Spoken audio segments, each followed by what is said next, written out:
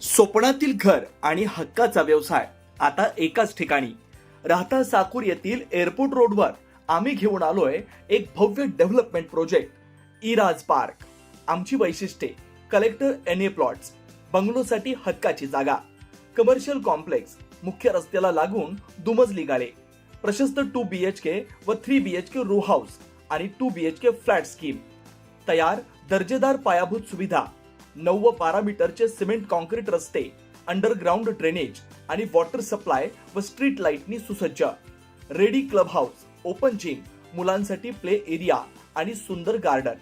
सुंदर असे प्रभू श्रीराम मंदिर प्रोजेक्ट मध्येच.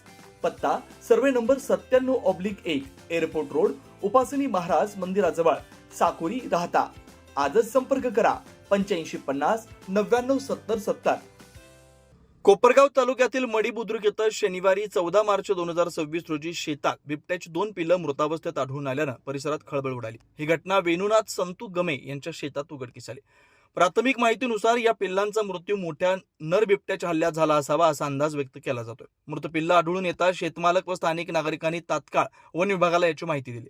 माहिती मिळताच वन विभागाचे अधिकारी घटनास्थळी दाखल झाले. त्यांनी घटनास्थळी पंचनामा करून दोन्ही पिल्लं पुढील तपासणीसाठी आणि शवविच्छेदनासाठी पाठवल्याची माहिती मिळाली.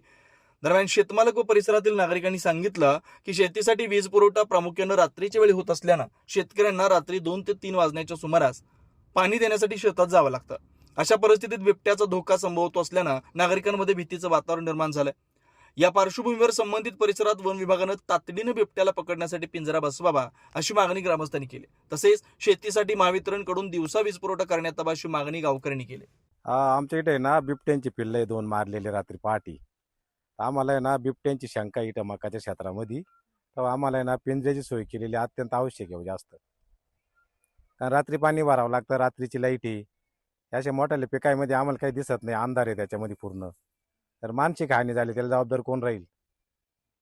या छोट्या पशूंची तुम्ही एवढी सुरक्षा द्या, तर मग माणसांना का सुरक्षा देत नाही तुम्ही? त्यांची काळजी घेतलीच पाहिजे ना माणसांची बी.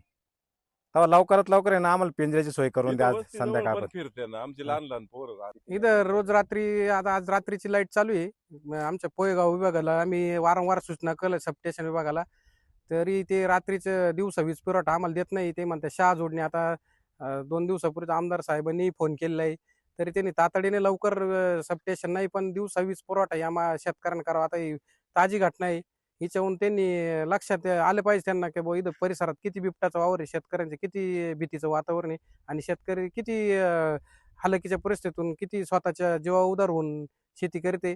तरी या मार्फत वन विभागाला विनंती, त्यांनी तातडीने पिंजरा लावा आणि पोयगाव सबस्टेशनच्या अधिकाऱ्यांनाही विनंती की त्यांनी तातडीने लवकर आम्हाला शहा जोडून लवकर वीज पुरवठा सुरळीत करावा.